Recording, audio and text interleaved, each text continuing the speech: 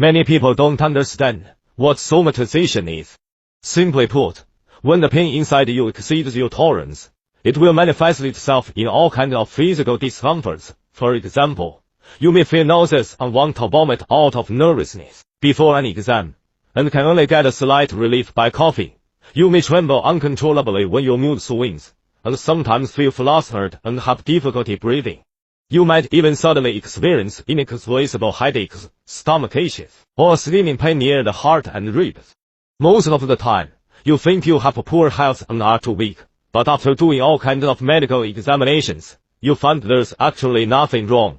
Others say you love acting too much, and even you nervous think it's just an act, purely a psychological effect.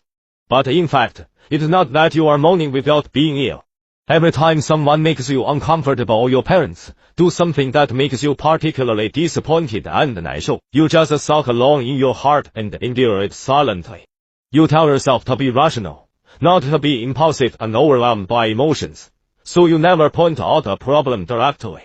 Even if you are really bullied a lot, you are particularly afraid of conflicting with others. You always tell yourself to forget it and let it go. So those emotions are forcibly suppressed by you. But they won't be completely forgotten by you. They just transfer the pain to your body unconsciously. However, these somatization symptoms are not something you deliberately act out. They are a natural reaction when your inner emotions cannot be expressed, usually resulting from your suppression and avoidance of emotions. When you can face or deal with inner pressure, anxiety, sadness, and other emotions, your body becomes the scapegoat for your emotions. Especially after you excessively suppress and avoid emotions, your body's reactions become more and more obvious, and even start to affect your daily life. Moreover, the emotions pinned up in your heart will slowly accumulate inadvertently, and eventually find an outlet to burst out. It may be just a small misunderstanding or an unintentional word from others that can make you break down instantly, or suddenly burst into great anger or sadness. You can't understand and find it hard to explain why you always feel so uneasy and empty sometimes when nothing really happens.